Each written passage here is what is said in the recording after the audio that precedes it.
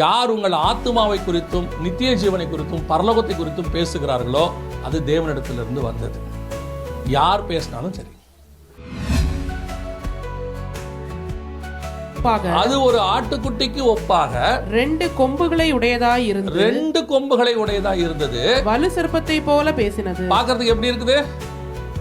ஆட்டுக்குட்டியை போல இருக்கிறது. ஆனா பேசுறது எப்படி பேசுது? சர்பத்தை போல பேசுகிறது.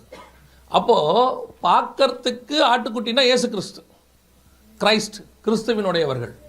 ஆனா பேசுறதெல்லாம் பிசாசுடைய வார்த்தை. கடைசி காலத்துல இப்படிதான் எழும்பி வரும். இதை முன்பதாகவே மற்ற 24 இயேசு சொல்றாரு, அநேகர் என் நாமத்தை தெரிந்து கொண்டு நானே கிறிஸ்து என்று சொல்லி வருவார்கள், ஒருவரும் உங்களை வஞ்சியாதபடிக்கு எச்சரிக்கையாயிருங்கள். We want to be careful. கடைசி காலத்தில் உங்களுடைய ஆத்மாக்கு நீங்கள் தான் உத்தரவாதி. ஊழியக்காரன் சொல்றது எல்லாம் சரி கிடையாது. எல்லா ஊழியக்காரனும் எல்லாத்தையும் சரியாய் சொல்லுகிறதும் கிடையாது. நியாயாதிபதிகள் காலத்தில் தான் ஆளாளுக்கு ஒரு ஊழியக்காரனை பிடிச்சி வச்சிருப்பான். ஆளாளுக்கு ஒரு ஊழியக்காரனை பிடிச்சி வச்சுக்கிட்டு, என் வீட்டுக்கு நீ ஆசாரியன் ஆயிரு, உனக்கு மாற்று வஸ்திரம் தரேன், வெள்ளி பணம் தரேன் அப்படின்னு. இப்போ நியூ டெஸ்ட்மென்ட் காலத்தில் நீங்கள் கொஞ்சம் மாடர்ன் ஏஜாக இருக்கிறதுனால நீங்கள் கொஞ்சம் மாடர்ன் ஆகிட்டீங்க. ஃபோனில் ஒரு ஊழியக்காரனையும் பிடிச்சி வச்சுருக்கீங்க. அதில் உங்களுக்கு ஒரு பெருமை வேறு இருக்குது. கனடாக்கு வெளியே, அதான் ரொம்ப முக்கியம். அதில் உங்களுக்கு ஒரு பெருமை வேறு இருக்குது. என்ன இருக்குது பெருமை?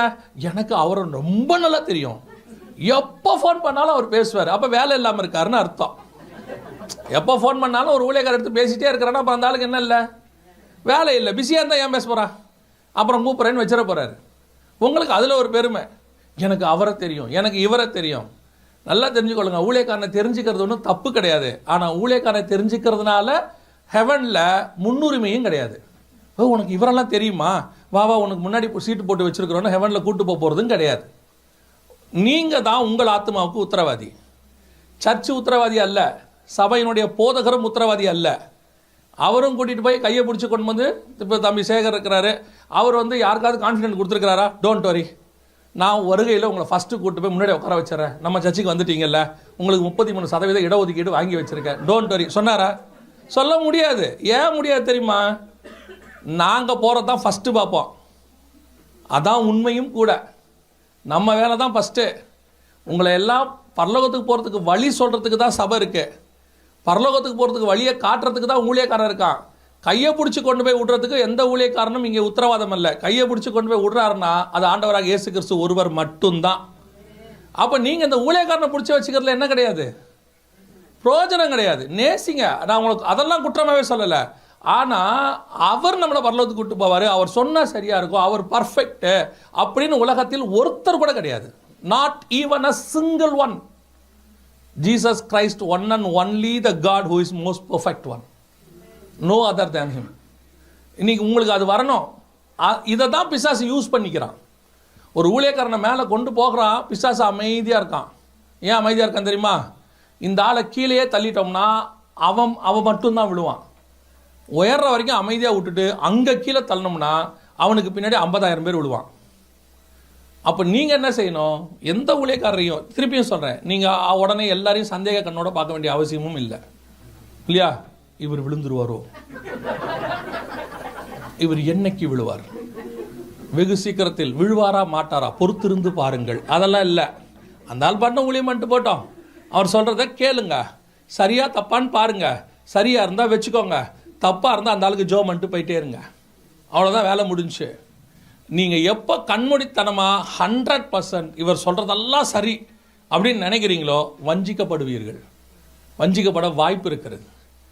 இப்போவும் சொல்கிறேன், நீங்கள் நல்லா வசனத்தை வாசிங்க, அதுதான் உங்களை பரலோகத்துக்கு கூட்டிகிட்டு போகும். இன்றைக்கி பிசாசு சபைகளுக்குள்ளே பேசுகிற காலம். ஒரு காலத்தில் கள்ளோபதேசம் வரணும்னா வீடுகளுக்கு 2 பேராக வருவாங்க.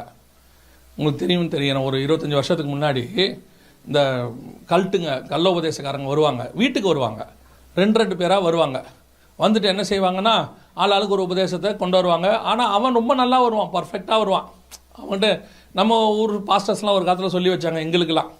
என்ன, அதுவும் பாசத்தில் தான் சொல்லி வச்சாங்க, இந்த கள்ளோபதேசக்காரன் வந்தால் வீட்டுக்குள்ளே ஏற்றாதீங்க, அவனை விடாதீங்க வீட்டுக்குள்ளேன்னாங்க. என்ன காரணம் அப்படின்னு கேட்டால், அவன் நல்லா வசனம் பேசுவான்.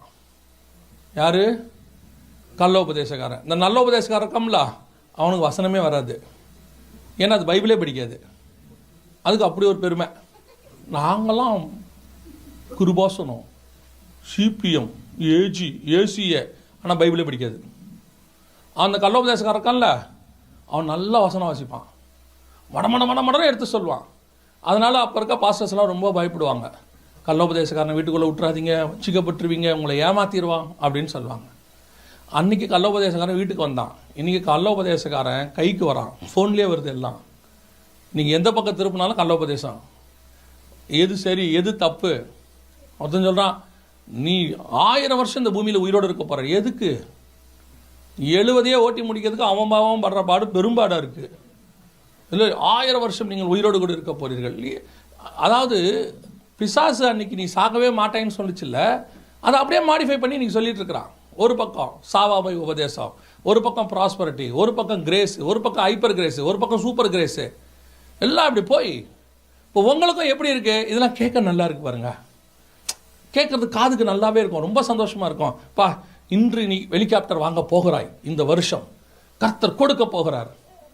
கொடுப்பாருங்க, எங்கே நிறுத்துவீங்க? நிறைய பேருக்கு பிளஸ்ஸிங் வருது, நம்ம சொல்கிறது கேட்கறதுக்கு எப்படி இருக்குது? நல்லா தான் இருக்குது. இப்போ இயேசுநாதர்கிட்ட வந்து சொல்கிறான், நீ என்னை தாழ விழுந்து பணிந்து கொண்டால் இந்த உலகத்தின் ராஜ்யங்கள் அனைத்தையும் உனக்கு நான் தருவேன். இயேசுநாதர் சொன்னார், தந்து நான் என்ன பண்ணுறது? இப்போதைக்கு நான் வந்தது இவங்களை ஆத்மாவை மீட்கிறதுக்கு, உலகத்தை ஜெயிக்கிறது தான் நான் தான் எப்பயோ ஜெயிச்சிருப்பேனே. அப்பால இப்போ சாத்தானேன்ட்டு போயிட்டார் அவர். இப்போ நாம் அந்த அப்பால இப்போ சாத்தானேன்னு சொல்கிறதுக்கு ரெடியாக இல்லை. இங்கே ஒரு சகோதரி உண்டு, கர்த்தர் சொல்லுகிறார், நீ நினைத்த காரியம் எல்லாம் நடக்கும். எப்படி நடக்கும்? அது மாமியார் சாகணும்னு நினைக்குது, நடக்குமா?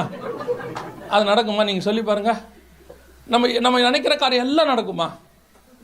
உங்களுக்கு கேட்க எப்படி இருக்கு? பர்ஃபெக்ட், ரொம்ப சந்தோஷமா. பிரதர், இன்னைக்கு நீங்கள் எனக்கு தான் பேசுனீங்க. என்ன பேசினாரு? உன் கண்ணீரை துடைப்பார். யார் கண்ணீர் இல்லாமல் இருக்கான்? நீ உலகத்தில் 99% கண்ணீரோடு தான் இருக்கான். நீங்கள் எப்படி எடுத்துக்கிறீங்க? இந்த மாதிரி உபதேசங்கள், காதுக்கு இனிய உபதேசங்கள், கேட்கறதுக்கு நல்லா இருக்கு, வஞ்சிக்கிற உபதேசங்கள். ஒன்று ஒரு விஷயத்தை மட்டும் தெரிஞ்சுங்க, நிறைய பேருக்கு இந்த டிஃபரன்ஸ் தெரியல. எது வஞ்சிக்கிற உபதேசம், எது வஞ்சனை இல்லாத உபதேசம்? வெரி சிம்பிளாக நான் உங்களுக்கு சொல்லிடுறேன். இது ஒரு அளவுகோலாக வச்சுக்கோங்க. இதுதான் உங்களுக்கு தெர்மாமீட்டர் மாதிரின்னு வச்சுக்கோங்க. யார் உங்கள் மாம்சத்துக்குரியதையும் உலகத்துக்குரியதையும் பேசுகிறார்களோ அது தேவனிடத்திலிருந்து வந்தது அல்ல. யார் உங்கள் ஆத்துமாவை குறித்தும் நித்திய ஜீவனை குறித்தும் பரலோகத்தை குறித்தும் பேசுகிறார்களோ அது தேவனிடத்திலிருந்து வந்தது. யார் பேசினாலும் சரி.